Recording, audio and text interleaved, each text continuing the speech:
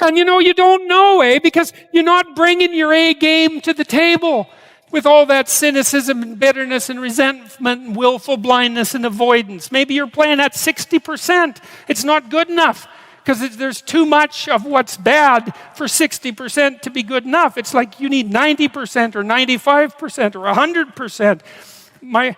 When about 15, 20 years ago, my mother-in-law developed frontal temporal dementia, which I wouldn't recommend. It's one of those degenerative neurological diseases like Alzheimer's, and those bloody things are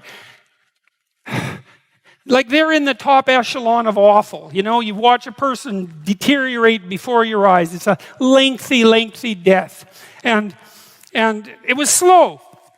And her husband, he lived in this little town that I grew up in, about 3,000 people. And he was quite a character, man. Everybody knew him.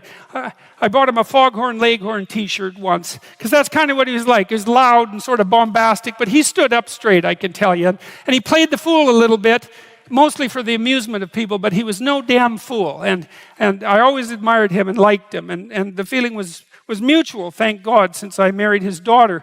And, he drank a lot with his crazy friends up in northern Alberta, and he wasn't at home a lot because he was working a lot. And he was kind of a party animal about town, but a good businessman and a good man. And then his wife got sick, and they moved to another town. And, he took care of her for like 15 years. It was unbelievable as she deteriorated, and she got more desperate to have him around, and her love for him never went away. Even as she lost herself almost completely, she would always light up when he came into the room, and he took care of her right till within weeks of her death. He had to finally put her in an old folks' home because he was no longer strong enough to lift her up from the chair.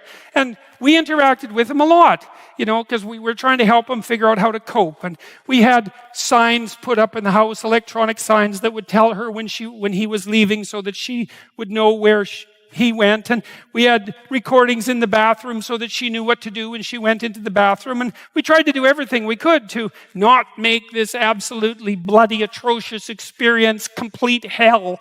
And he participated the whole way. And it was really something to see. It was really...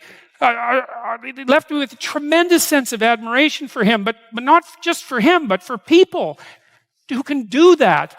And if there was a new decline, he took it on, and he didn't complain about it. And he tried to do what he could, and like it was no picnic, don't get me wrong, but it wasn't hell. And then we were all gathered around the deathbed, my wife's mother's deathbed, and the family was there, and they got along pretty well, Her sister's a palliative care nurse, and the other one's a pharmacist, and none of them are particularly afraid of illness and death. They're a pretty tough group. And so, they made sure their mother's lips were wet while she was no longer eating or drinking, and tried to make her comfortable. And they're around the deathbed, and they were kind of getting along, It wasn't Family Feud at mother's death time. And that was kind of nice.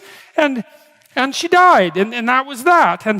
But it wasn't just that, because the fact that the family had coped with it well and nobly and honorably, I would say, brought them together. They were closer afterwards than they were before. And they all had more respect for their father. And then in the old folks' home, he met another woman who had a husband there who had Alzheimer's, and they got to know each other, and he died after a while, and she died after a while, and then a few months later they started going out, and then eventually they had a relationship, and now they live together. And so he gained something. Like, it wasn't that he replaced what he lost, you know what I mean? Because he still has pictures of his wife up in his house, and she was the love of his life, and that's not going away. But, his family respected him more, and everybody pulled together more, and it wasn't hell at the deathbed, it was just tragedy.